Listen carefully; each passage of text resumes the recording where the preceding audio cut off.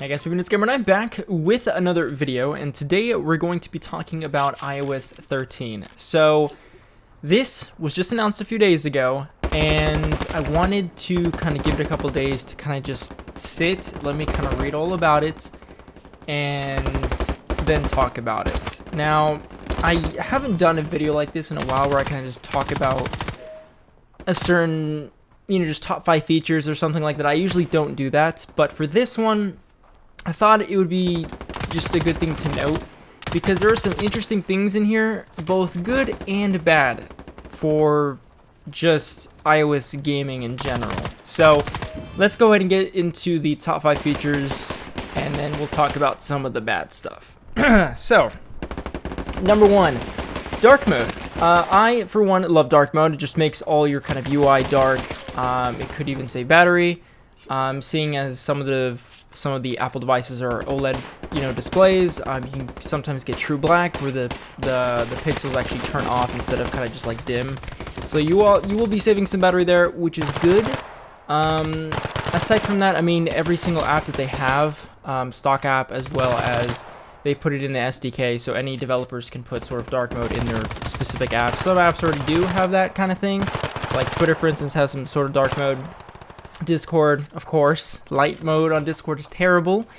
But yeah, overall, just a great feature to have, and they finally brought it, so you don't need to jailbreak for that specific thing anymore. Number 2 is sign in with Apple. So, it's been a very apparent for me. There are lots of apps on the App Store where when you download it, and it requires you to sign in. And so some apps, even games, like say sign in with Facebook or sign in with Google or something. And since Apple's kind of pushed away kind of from Game Center, I usually use Game Center to sign in to things and usually does it automatically. But there are times where it's like sign in with Facebook or sign in with Google, and it's just very annoying. It's a hassle. I personally don't even use Facebook anymore just for, I don't know, I can't delete it, honestly. I really cannot delete Facebook. I can deactivate it, but I can't delete it. But anyways, so with sign in with Apple, basically you'll be able to sign in with your Apple ID, and all you have to do is just tap it. It'll do a Face ID thing. Done. And that way, so if they're trying to get your information, like your email, for instance, or your name, Apple will create a sort of spoof email for you. So any emails that company that you open their app for and you signed up for with your Apple ID, if they try to email you, it'll go to that spoof email, so technically you'll never see that email or any future emails from these companies. So basically, huge privacy thing, and that's what I really like about Apple is the privacy. So that's a good thing to have, especially in future games. So basically what they intended now is they put in the guidelines that if a game or app has a sign in with Facebook or sign in with Google or some sort of thing like that sign-in feature, they have to put sign in with Apple. So it's against the terms of service, against the guidelines if they don't do that. So that is a good thing to have. This one is a bit of a small thing, but interesting kind of thing is to share audio. So if you have 2 pairs of AirPods, like you have an AirPod and your friend has AirPods, you can kind of just share audio. So it can be game audio, movie audio, like whatever it may be, you can just share audio with that. So it's really, really cool that you can do that, and you can control the audios from, your phone. So that's a very nice thing to have, a little small feature, but it's welcome, even though I don't have AirPods, but still good to have. So 4 and 5 kind of go together, but basically apps now launch twice as fast. And Apple has done a few things. So they optimize it a bit, as well as they reduce the animation when you're opening an app and closing an app. So it definitely just is overall in general faster, which is good. The other thing is that app downloads and updates are 50 to 60% smaller. So Apple has now a different way how they package the apps on the App Store. So when you download, an app, it will be, I believe, 50 to 60% smaller, and then updates are also smaller. So won't be taking much storage space, and overall just better for your device in general. Now let's talk about the bad. So those are my top 5 features you just saw. Overall, pretty good. Nothing too huge, of anything. The bad, 2 things. So number 1. iPad OS. So iPad OS is essentially iOS 13 for the iPad.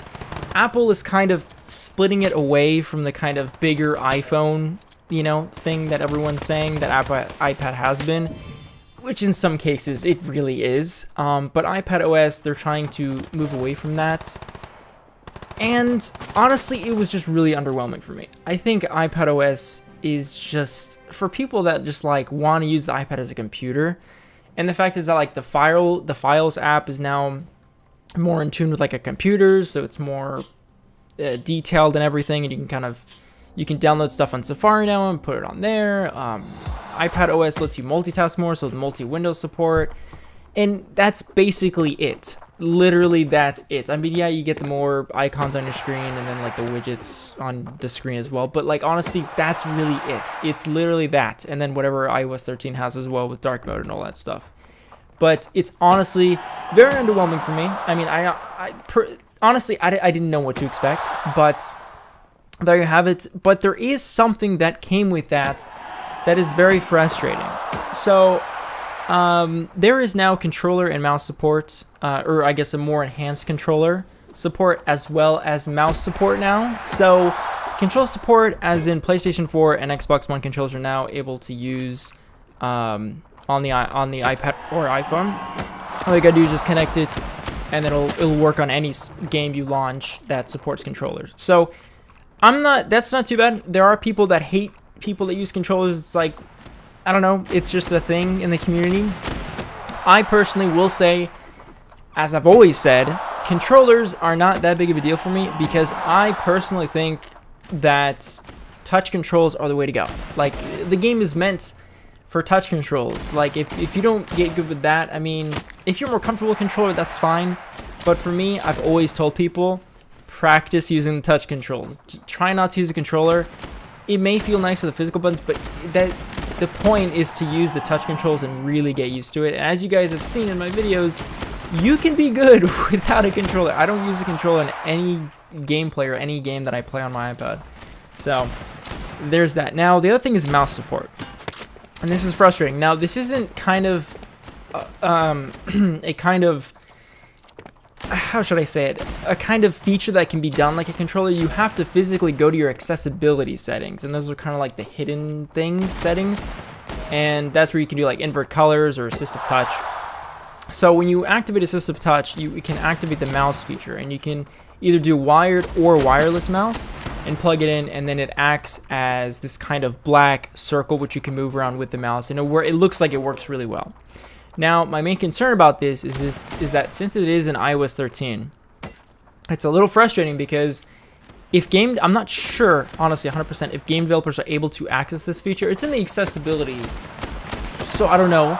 But if game developers are allowed to get access to that, and they allow mobile users to use like mice, that very much annoys me, because obviously a mouse, you're gonna get more accuracy out of it, and it's just a lot better to use than touch controls, in my opinion. Like, definitely playing a first-person shooter, like you've seen how I play, like I can play pretty well, but a mouse is obviously, you're gonna get the finer kind of adjustments, you know, since you're using, you know, the whole hand instead of like fingers. So I don't know how I feel about that. If it's put into games, that's going to annoy the living hell out of me. But you know, and just to talk about the uprise that's going to go in the community, everyone's going to go crazy for it. They're going to be like, oh, you mouse user, blah, blah, blah. Like, I know how it's going to go. I've been in this community for like almost 10 years now. Like, I know how it's going to go. So I hope that's not the case. A controller, again, doesn't bother me so much. COD Mobile just finished its beta in India, and there's going to be another beta in Australia soon. So we'll see what happens then, if people will try it out. You know, with control support, I'm not sure if they'll allow mouse support off the bat, or if they even will do it in the first place. No idea. But anyways, guys, that's sort of my iOS 13 video, just encompassing the update, what I think about it. Top 5 features. It's not bad. It's just, I feel like it's okay. It's necessary for right now. But hopefully iOS 14 is just like a major overhaul. iPad OS was a bit underwhelming, not gonna lie. And other than that, I mean, that's pretty much, I mean, there's probably like hundreds of other features as well that'll show up every now and then, but those are kind of the main ones that I've kind of pointed out. But anyways, guys, let me know what you guys think down in the comments about iOS 13 and iPad OS, and as well as the mouse support. I'm really interested to see what you guys think about that. Because for me, I've been in this community a long time. I played, the first FPS game ever, on iOS, like the first mainstream one. I've played every Modern Combat. I've played Fortnite. I've played all these games, and it's just frustrating because, the point of mobile gaming for me, the reason I got into YouTube was to show, obviously from other YouTubers, but mostly to show people that mobile gaming can actually be a competitive thing, not just bots and people kind of cheating their way around it. So the fact is that when I mention mobile gaming to someone, I want it to be to a day where it's like, dude, that's awesome. Instead, when people ask me what do you do and I say mobile gaming, they're just like, oh, that's, what do you play, like these phone games? People still don't understand and what people can do on mobile. If they actually see, I know people get surprised that they see Fortnite mobile gameplay of mobile gamers. They're like, whoa, how does he do this? I'm just here I know they're not in the mobile community, but come on, just give a little respect for mobile gamers. Now that COD Mobile's coming out, they're just games. I saw that there was still auto fire in the game, and then there's this new MMO that came out, World of Kings, that literally plays the game for you. Literally auto attacks, auto does everything. It's so frustrating. It's so frustrating for me. But anyways, I kind of went on a bit of a rant there. But anyways, if you guys like these sort of videos, definitely let me know. I'll definitely do more of them. I got some more gameplays down the line in the future. So just stay tuned. And without further ado, thank you guys so much for watching, and I will catch you guys in the next one.